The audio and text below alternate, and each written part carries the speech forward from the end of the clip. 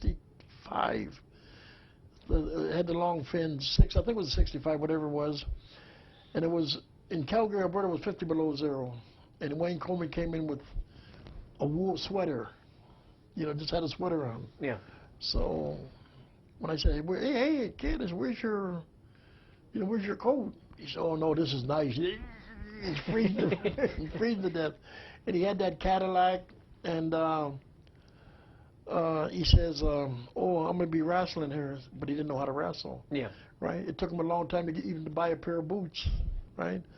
And we used to sit down. He says he'd make poems like Muhammad Ali. Yeah. I float like a butterfly, sting like a bee. There's nobody who looks like me, whatever, right? Yeah. Then all of a sudden he started. It took him a long time to get into it. Then all of a sudden he said, Abdullah, I got to get out of here. There's nothing here for me, right? Well, anyways, one day we're at the arena.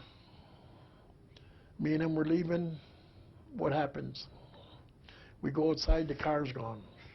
He looks at me. Abdullah, somebody stole my car, right?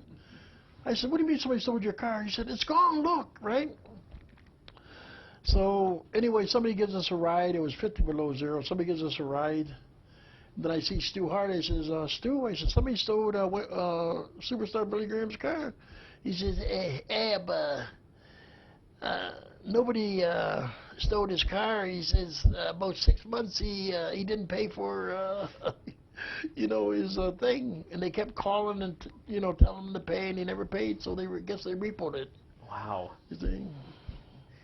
Now, you obviously work for Stu, as you're talking about here, and what kind of memories do you have of Stu and the Hart House and just that entire period? Stu Hart, to me, when I first went there, Stu Hart said to me, the business was down. Stu Hart says, I hear you're a bleeder, you're this, you're that, you're this. He says, but a lot of the people say, look at this, look at this. I said, Stu, I'm a professional. If you catch me doing anything, don't pay me. Yeah. I went there, done my stuff. First week I was there, second week, the house was packed. And this and that. And Stu Hart said, Ab, this way. No, number one, Stu Hart to me was like a father. When I say a father, every place he went, if he went into the towns, like wherever he went, I'd go with Stu. And Stu would say, Ab, I'm going to sleep. Can you drive? I'd say, Stu, I ain't got my license. I had license, right? Yeah. Because every time he drove down the highway, he'd get so far, maybe 10 miles out of Calgary, he'd start driving the car like this, right? So anyways, I said, Stu, I don't have no license, right? Stu would say, hey, you bastard, why don't you, get some license, right? So Stu said, well, you keep talking to me until we get to Saskatoon or whatever it was, sure. Right then. So or Regina, whatever. So anyways, then Stu started bringing everybody else with him because he knew that he had drivers in the car. Yeah. Right? But Stu was a good man, and the kids, I seen them all like this come up. Mm-hmm. When I first went in, I said, how can I pop this place, right? So I said, who's those kids there?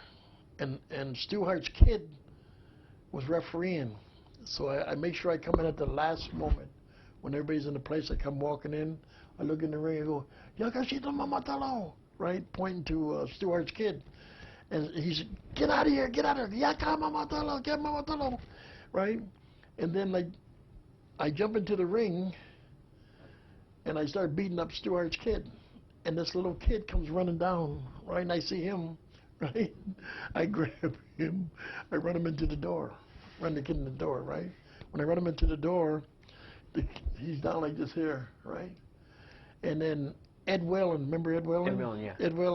Ed Whalen was trying to stab me with the microphone, right? Stab me with the damn microphone.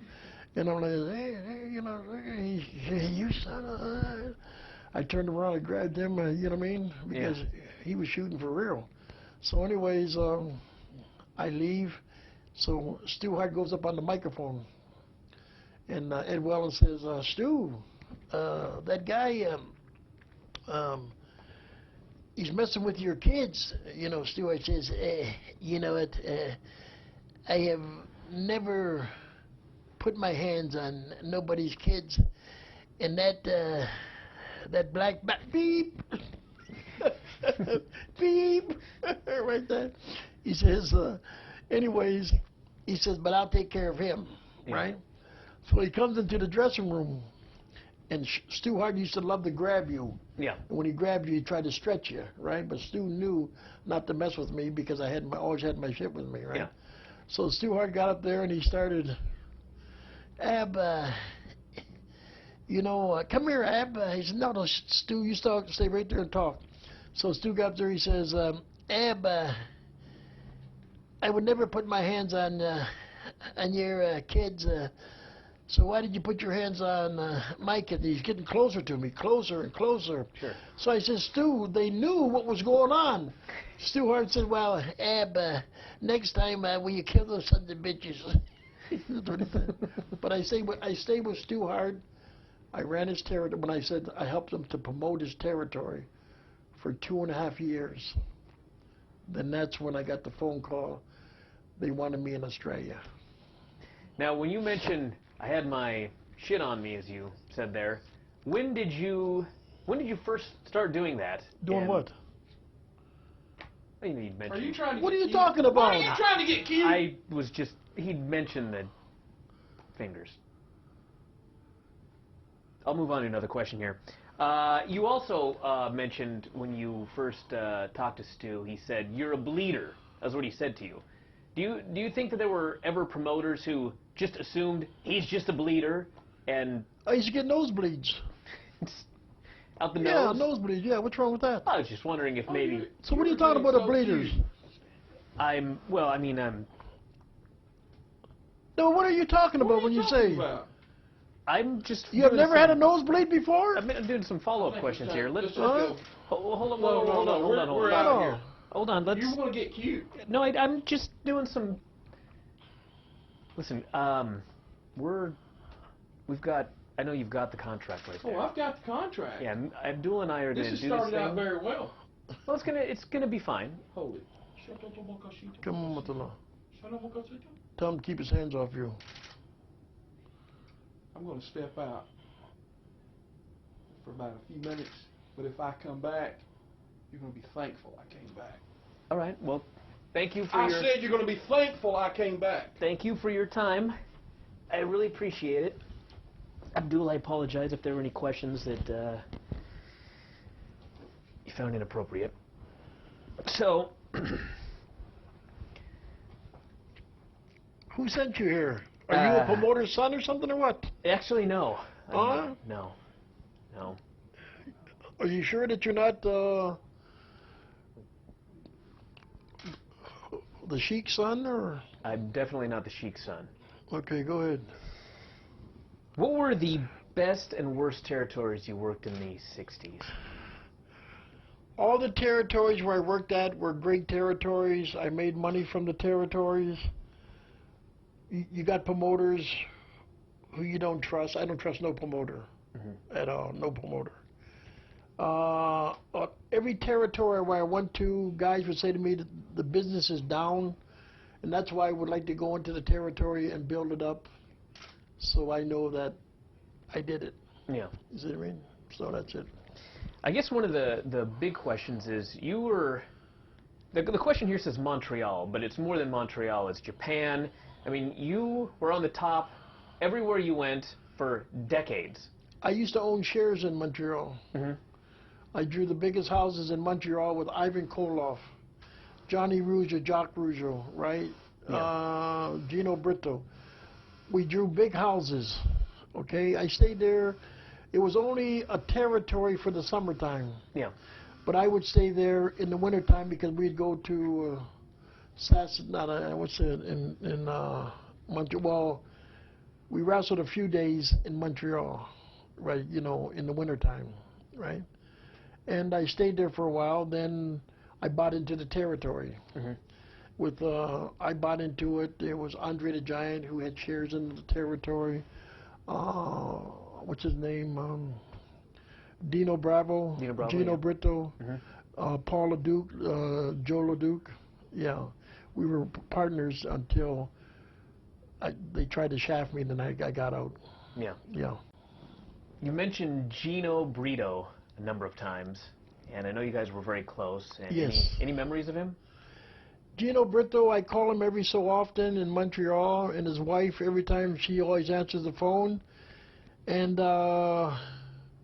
when she answers the phone, the first thing she says, I said, "Oh, how are you?"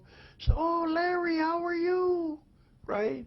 "Just a minute, Gino." Then I says, "Damn, can't you talk to me for a minute?" You know what I mean? Yeah, but me and Gino was same age. We were like brothers and sisters. You know, his wife and we were like family. And that was it. Gino Brito. I'm going to read this question right here. This person was a big fan of you when you were in the National Wrestling Federation, Pedro Martinez.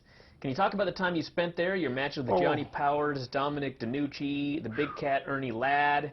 He says the series with Ladd was great. You started off as a villain tag team, and then you turned on Ladd to make Ladd a good guy. And whenever you came to town, there was always going to be a near riot.